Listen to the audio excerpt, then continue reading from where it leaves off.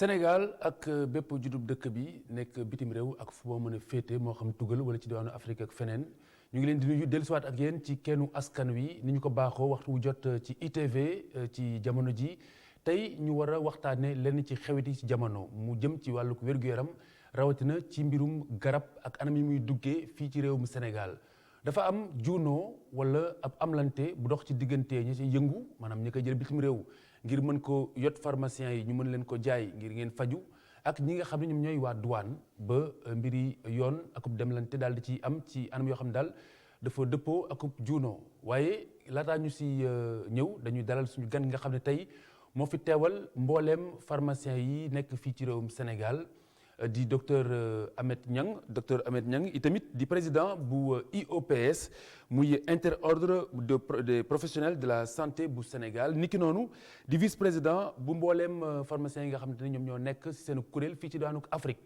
docteur Niang asalaamaaleykum. président de l'ordre des pharmaciens du Sénégal.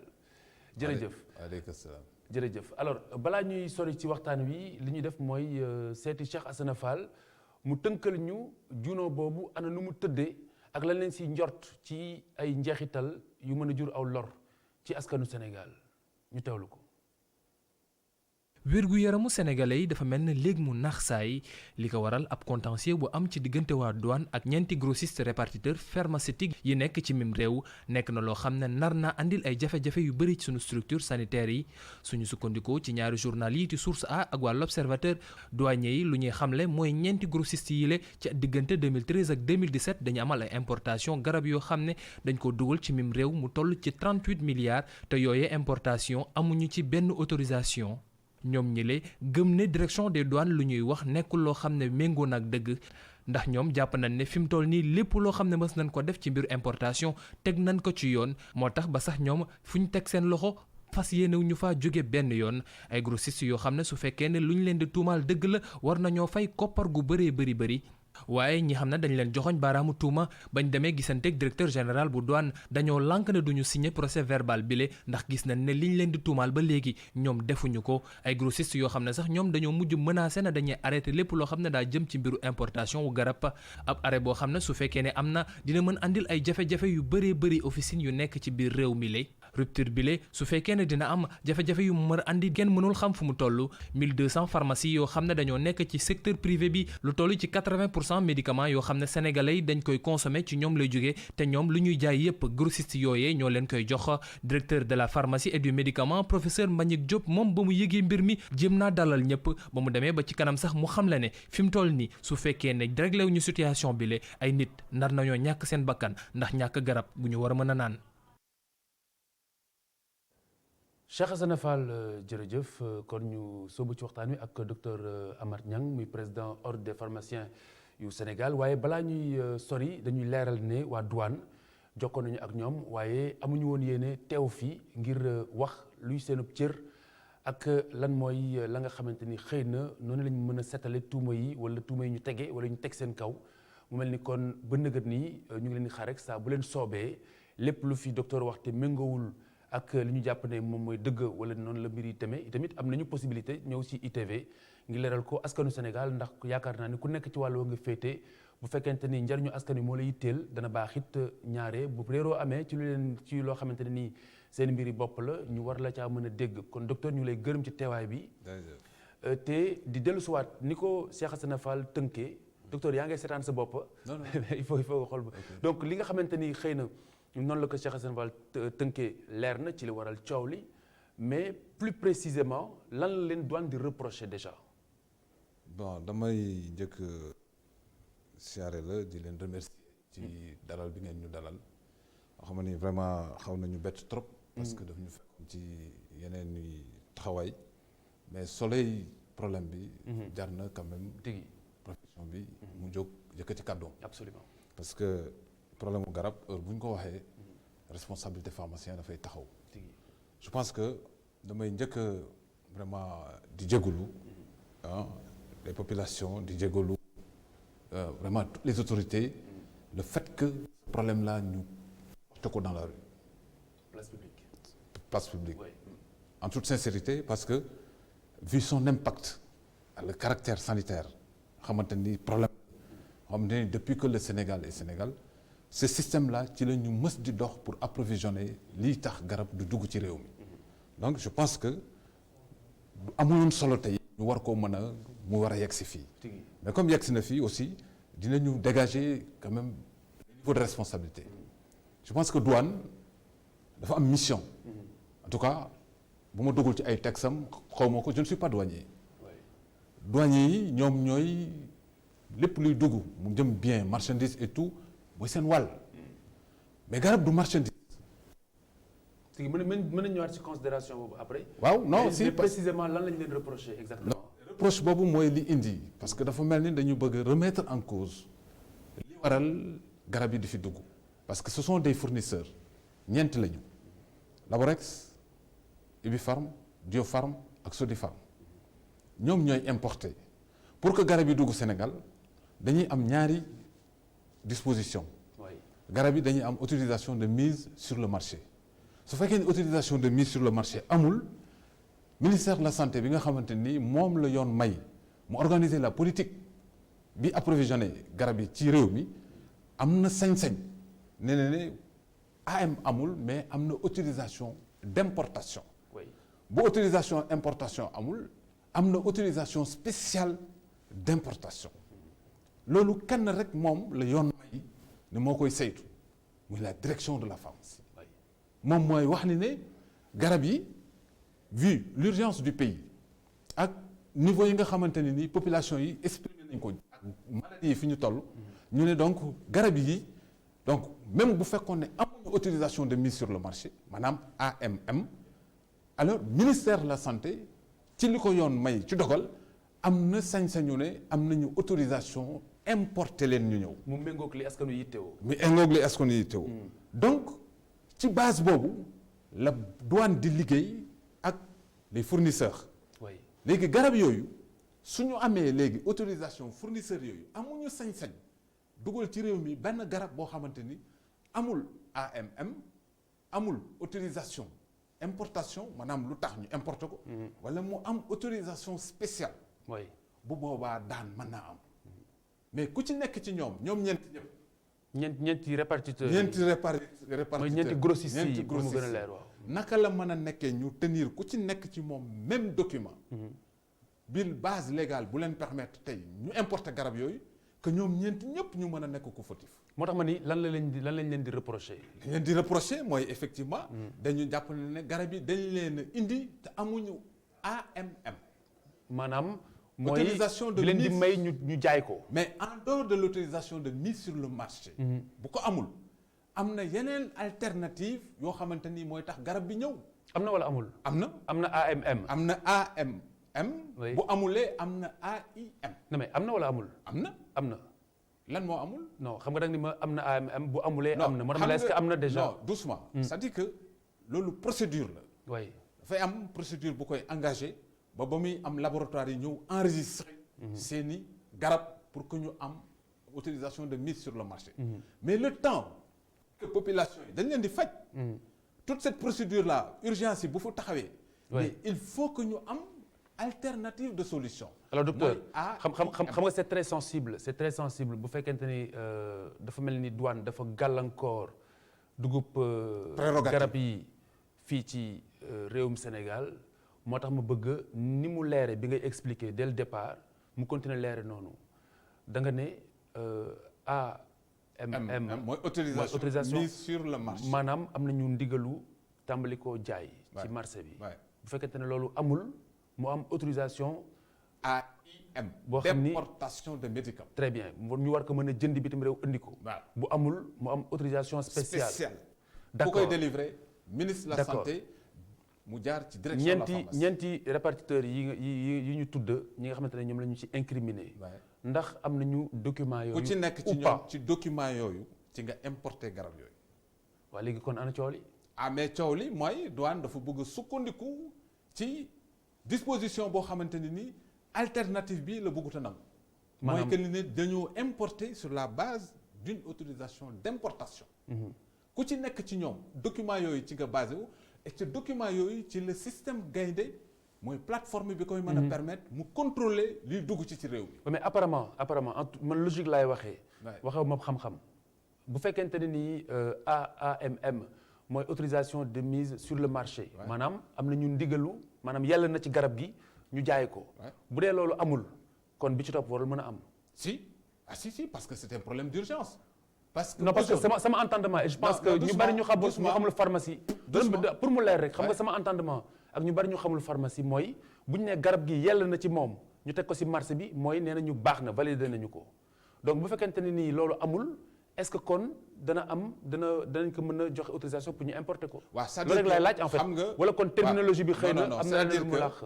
problème de santé publique la. oui parce que dafa am ay procédures. te gis nga garab yooyu tey bu ñu xoolee ci juróomi junni référence yi nekk ci Sénégal. am na ci junni yoo xamante ni ci cas bi la ñu ne. oui moo xamante ni bu ñu leen di dugal ci réew mi. autorisation d'importation lañ leen di maye. est-ce que dafa am garab yu spécifique. par exemple tey je jox la benn exemple. la plupart des produits anticancéreux. yii ñuy utiliser yu ci bari ci ñoo amuñu autorisation de mise sur le marché. oui mais autorisation d'importation la parce que urgence bi nekk ci réew mi.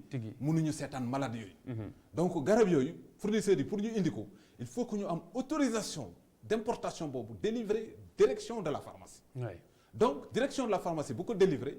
am nañu sañ-sañu léegi importer ko.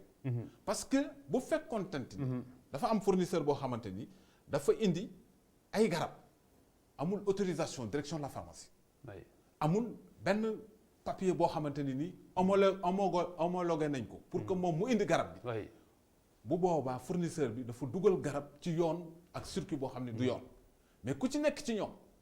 bi ngay importer garab yooyu dañu am autorisation d'importation. très bien mais xam nga en toute logique douane du gis garab gi marchandise bi lay gis bu jógee bitim réew di dugg ci réew mi war a am liggéey bu mu ci war a liggéey lu ñu ciy comp ngir koomu réew mi ndax matale ngeen ci wàllu woowu li ngeen séq ak douane. c'est pour cela que ma wax la. sànq ne la garab du marchandise.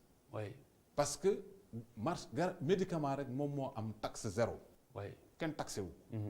parce que sensibilité bi muy dox la. mais am na nu mu war a duggee ci réew mi. ni muy duggee ci réew mi. grossistes yi ku ci nekk ci ñoom. ak direction de la pharmacie. ak système gaynde bi ñuy wax Orbus.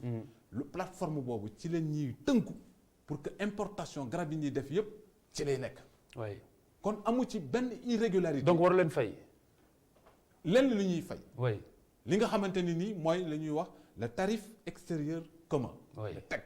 te loolu c'est au niveau du marché communautaire. ku ci nekk ci ñoom matala nga taxe boobu ñu fay ko. maintenant li ci des li ñu leen di reprocher amu ci benn irrégularité amu ci lenn loo xamante ni état également am na ci préjudice bu mu subir. mais xam nga douane administration la. waaye donc certainement jox nañ leen këyit guy firndeel li nga xamante ni xëy na moo tax coow li am lan lañ ci tënk. douane lu mu nekk administration douane administré wul les médicaments. non mais docteur man dama bëgg rek mu leer parce que xam nga ak càmbar la pour ñiy seetaan parce que bu ñu leen waxee ni fileeg lu néew ci ay fan ci ay weer boo moytulee garab dina manqué ci réew mi xam nga dina jur njàqare. donc il faut ñu xam lan moo ko waral li nga démarré mooy ñu jëm situer responsabilité yi moo tax ma ne la si suba te maanaam ana lan la ñuy reprocher répartiteurs yi. xam nga li ma la expliqué moo tax man la plus clairement ana lan leen tënkal si këyit ne leen est-ce que défaut de nangam la défaut de nangam wala défaut de nangam wala absence de nangam. lu ma la mën a expliquer. oui de manière beaucoup plus claire mu simple. surtout simple très simple. très simple. alors dañu indi conteneur bi dafa am loowu garab yu bari. oui mu am ci par exemple juróom yoo xamante ni nii urgence bi tax na juróom yooyu bi ñu koy indi dañoo am autorisation d'importation. ci base boobu lañ ko jëlee douane ne juróom yi nekk ci garab yi ci conteneur bi lu tax ñu leen di indi ci autorisation importation. alors que ñii amuñu AMM autorisation de mise sur le marché mais kan mooy délivrer autorisation d'importation.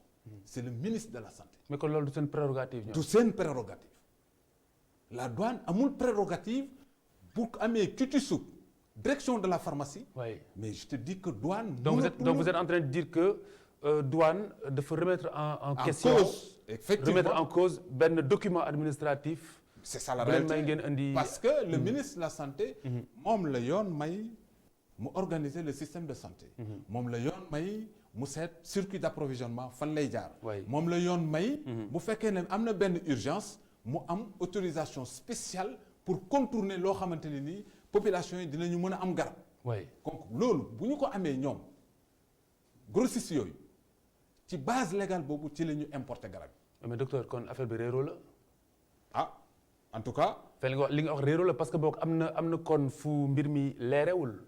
en tout cas parce au niveau de la profession c'est clair. parce que waa douane bi ñu leen oowee pour ñu ñëw wax si dañu ne ñoom noppeeguñu pour wax si. wala boog duñ ci wax xëy na nangam mais li ma si mën a xam mooy waa douane quand même am nañu responsabilité boo xamante ne nii waruñoo mën a téye ay garab yoo xam ne dañ ko dugal ci réew mi ci autorisation spéciale. et là aussi vraiment je te rejoins. Ben c'est logique. vu la spécificité de la question. mais yan xeetu garab la en question. bon en fait mënuñ la wax ni ne garab yi nii la ñu toll ci garab mais c'est un lot de médicaments. mais li nga xamante ni mooy spécial. aujourd'hui ci juróomi junni références yi nekk ci réew mi ci ay garab. am na ci junni boo xamante ni nii ci procédé bii lañ leen di importer ñu ñëw. est-ce que yaa may dégg. oui kon léegi su fekkee ne fournisseurs yooyu dañoo indi ay garab ci conteneur bi mu am ci junni boobu mu am ci téeméer yoo xamante ni ci procédé boobu lañ leen indee importer leen. mais est-ce que Khalifa ñooñu ils sont fautifs parce que bi ñu leen di importer am nañu quitus sous direction de la pharmacie. recommandé par le ministre de la santé ne leen ne garab yi am nañu autorisation d'importation. donc sur base légale boobu ci la fournisseurs yi importer les médicaments. je présume aussi que waa douane si base légale en tout cas si seen gis-gis la ñu téye mbir mi. mais les fournisseurs aussi si base légale la ñu importer. mais d'accord nañu douane du àtte. douane du àtte c'est-à-dire. douane du àtte maanaam mbir mi bu fekkente ne juno bi toll na fii ci yoon la jëm. mais c'est ça. est-ce que yaakaar nga ni bu ñu demee ci yoon douane dina daanu. mais est-ce que yaakaar nga ni douane tegul fenn li nga xamante ni moom la jël ci dogal. Khalifa. oui vous savez on est une parce que affaire kayit la. waaw doucement rek. affaire yoon la affaire code la. soo bàyyiwul ma wax. du sotti man nga invité ay mu jóg n'est-ce pas ay mu jóg. on est une profession organisée. oui. je pense que tey ñun muy fournisseurs yi. oui grossistes yi. ils sont tous sous le contrôle de l'ordre. oui. parce que ay pharmaciens ñoo fay exercer. ku ci nekk ci ñoom bu fekkoonte ne tey la faute c'est avérée. oui ñun ñooy njëkk a dal ci seen kaw. même chose bi la ñu leen reproché quatre. tous les 4 fournisseurs ku ci nekk ci ñoom 4 ñëpp. même faute bi la ñu leen même reproché. faute mais écoutez y a problème. une faute collective. oui sur des mêmes documents bu fekkoonte ne dañ mën ne benn fournisseur bi dafa indi document bu wutewul. te du lu bees parce que comme ni nga ko waxee sànq. garab ça yu date bari depuis si réew mi 2016. depuis 2016. et donc c'est récent c'est assez récent. non ce problème là. oui ce problème. mais je pense que il est important aujourd'hui. oui bu fekkente ne dañuy analyser rek par rapport en fait aux priorités de santé. oui par rapport aux urgences. par rapport aussi ak mission yi nga xamante ni moo ñu tax a jóg. je pense que ce problème là en tout cas moi j'en invite. pour que le président de la République puisse quand même arbitrer ce problème là. parce que kenn du ci gagner. la douane ne gagne pas. la profession ne gagne pas. mais loolu est-ce que jarul yaa gis président de la République. non mais bu fekkente ne nii mbiri kayit la bu fekkente ne yow tudd nga fi ñetti xeeti autorisation. bu fekkee ne da nga ne ma léegi douane am na fu mu ko teg bu fekkee ne da nga ne ma dañuy dem ci yoon. waaw est-ce que war nañu dem ci yoon. mais moo ma jaaxal. mais je te dis. la douane mais du coup est-ce que bu ngeen demee si yoon douane amul benn chance su mën a. soutenir li muy wax. si en réalité. dañuy basé wu dañu am ay bases légales. oui te ministre de la santé tey direction de la pharmacie. parce que vous savez. lan mooy contenu direction de la pharmacie. oui direction de la pharmacie. mooy saytu garab yi dugg ci Sénégal. mais business bi nga xamante ni moom lañ leen reproché wala esprit de business bi ñu leen di reproché. business kii business kan mooy business ce que je veux dire. docteur mooy de toute manière pharmacie dañu kaa jaay garab yi dañu kaa jaay. pharmacie. garab yi. waaw c'est destiné à la vente dañ leen a jaay. garab yi. oui seen finalité mooy ñu jaay leen pour askan wi jëfandikoo leen pour seen wér-gu-yaram. oui on est d'accord. je te suis maa ngi lay déglu mais est-ce qu'on est d'accord. oui donc njaay moom nga xamante ni moom la ñu koy jaay mooy business bi may bëgg a wax mooy bi may wax donc business boobu lañ leen reproché ni dafa commencé jël le dessus parce que dem ngeen ba ni yéen bu ngeen moytulee da ngeen di dakkal lépp lu jëm ci jëli garab bitim réew ba Sénégal mën see loru. Je vais peut-être, excuse-moi du terme, oui. Je ne pense pas que le terme soit approprié, le terme business. oui. Parce que c'est le système qui est ainsi organisé. N'est-ce pas? am njaay moom business la. waaw non ak nu mu doucement mën a rek tëddee. am njaay business la mais bu dee business aussi dañ ko encadré mu nekk ci. encadrement moom la ñuy wax si ba tey ci base oui. mission de santé mais li ma bëgg a wax mooy publique. la pourquoi vous êtes prêt à dire que du ñu jëndiwaat ay garab bitim réew bu fekkente ne nii lii réglé wul. Mais si on fait payer à ces fournisseurs-là, vous savez 37 milliards ce que ça représente? oui. 37 milliards. ñoom est-ce qu'ils ont 37 milliards? mais est-ce que douane am na fitu téye lu toll ni ay garab fayloo leen si anam yoo xamante ni méngoowul ak yoon. Est-ce te que texte yi nekk fi. excusez-moi, est-ce que la est-ce que direction... wax ngeen ak seen ay avocat. Pardon, doucement. waaw. Est-ce que la direction de la pharmacie am na fitu responsabilité bi mu jël délivrer ay autorisation pour que ñu importer ay produits et que douane mën ko remettre en cause? Je te demande. je ne le crois pas. Moi aussi, je ne le crois pas. qui plus est da ngeen waat yéen. Donc, ce sont Oui. deux directions qui ont obligation d'une collaboration parfaitement. parfaite. Que ñu jéem ko gérer dans le cadre de la mission de santé publique. oui. Plutôt que ñuy bëgg a génne un aspect purement financier qui ne dit pas son nom. Je te dis, le ministre de la Santé moom rek moo habilité gérer la politique de santé de ce pays-là. yoon may ko ne ko par rapport aux médicaments il faut créer une direction. kon douane jalgati na yoon fu mu nekk. Ah non, je ne peux pas dire que jalgati na, mais je te dis que dans ce cas de figure, ah bu fekkente ni yéen procédure yëpp respecté ngeen ko. toutes les procédures sont respectées. ça veut dire que douane jalgati na yoon wi. Mais pourquoi aujourd'hui les gens ont refusé de signer ce procès-verbal? kan moo refusé signer. Mais effectivement tous les fournisseurs ne sont pas d'accord sur ça. Parce que ku ci nekk ci ñoom xam nga Khalifa. la moo tax ñu bañ ne duñ ko signer Parce pourquoi. qu'ils ne sont pas coupables. culpabilité moom après yoon a koy wax. Ah non, si. Mais Ah bah si. non. Mais le Non, fait mais- de reconnaître un procès-verbal oui. indiquant que lii yaa ko def ma signé ko damay avouer ma culpabilité. ah bah si moi je l'ai signé je veux dire. bu Ah, fekkee non, non, mais non. bu fekkee non mais kaay ma wax la bu fekkente ni yéen kayit yi nga xamante ni mooy autorisation yëpp am ngeen ko ba noppi importer garab yi ba garab yi ñëw douane téye ko.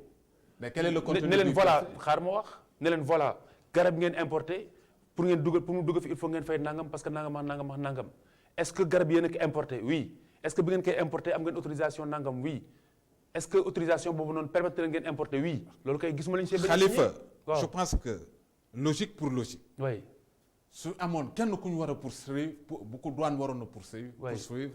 poursuivre mooy direction de la pharmacie. oui moom mi délivrer les autorisations d'importation. Parce que bu loolu amutoon amul benn fournisseur bu am sañu importer garab.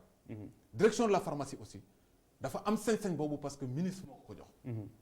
lu tax mu jox ko parce que population yi dañu soxla garab. ñu ne garab yi il faut que ñu importer ko. oui pour ñu importer ko mais procédure bi moom mooy tax garab bi ñëw Sénégal bu ñu ko indee ba Sénégal mais douane mënu ci reprocher dara parce que document bi nga xamante ne nii mooy dox aujourd'hui su ma dawalee sama oto policier bi ñëw na ma taxawal contrôler sama assurance assurance yi nekk ci Sénégal bu ko xoolee day gis ne am naa assurance daf may bàyyi ma dem waaw boobu ngeen ko waree signé nag dem si yoon non ndax mu leer non mais écoutez ku ci nekk am nga sa responsabilité parce que ñoom aussi ils sont encadrés et conseillés aussi par des spécialistes du droit. alors la menace fan la tollu Bon, c'est pas une menace. Oui. Moi je trouve pas que menace moo tax aujourd'hui boo gisee ma le répondre bras de fer du coup boo gisee man accepter Oui. répondre je ne souhaiterais jamais qu'on en arrive à un bras de fer en toute sincérité oui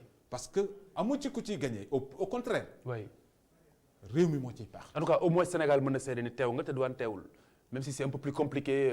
Non. si c'est Moi aussi hiérarchie. je dis et j'en appelle à beaucoup plus de lucidité oui et de conscience citoyenne. oui Aujourd'hui que ñun douane pour tenir compte que ces médicaments sont destinés à des malades. très bien en tout cas vous avez le mérite d'avoir répondu à l'appel. Ah mais c'est mon devoir le plus absolu. donc parce que on va suivre cette affaire parce que c'est suffisamment grave yéen ngeen teg mbir yi si yoon ci li nga wax waa douane téye leen di leen fayloo. vous savez je ci vais li te nga- révéler ci li nga wax ba tey. je vais te révéler une chose. pour terminer.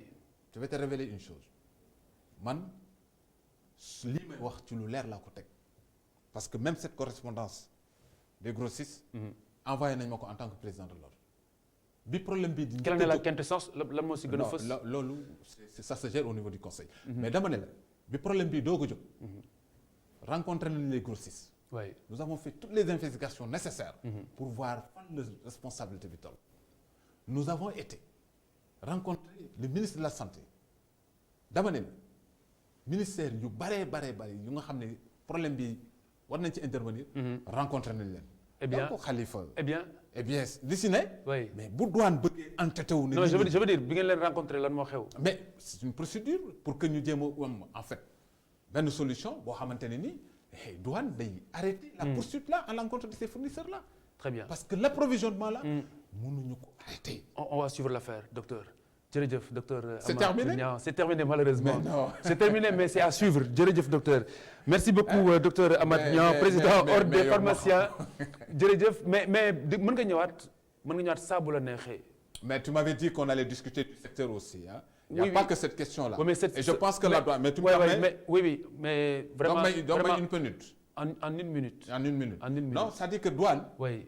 C'est des partenaires privilégiés de la profession. Oui. Parce que. Et de l'économie. Non. Parce que nous. Oui. Nous avons un fléau. Nous avons des gangrènes cette profession. Avec la santé des populations. Nous sommes liés avec douane. Donc, nous avons ben lañ réew mi moo ñu tax a jóg. Je ne pense pas que. ñu war ko mën ko yóbbu foo xamante ni vraiment après ay population et puis. Les laboratoires, l'opinion internationale, dañu fiy wax ni le Sénégal y a un problème. Très bien. Je pense que quand même. Très bien. Merci beaucoup. Merci et revenez quand vous voulez, docteur. La douane aussi mën na ñëw saa bu ko neexee. jërëjëf incha allah docteur Amath Niang merci beaucoup président ordre des pharmaciens ñu ngi lay gërëm di la sant beneen kennu askan wi ëllëg bu sooyee suñu borom bonne soirée.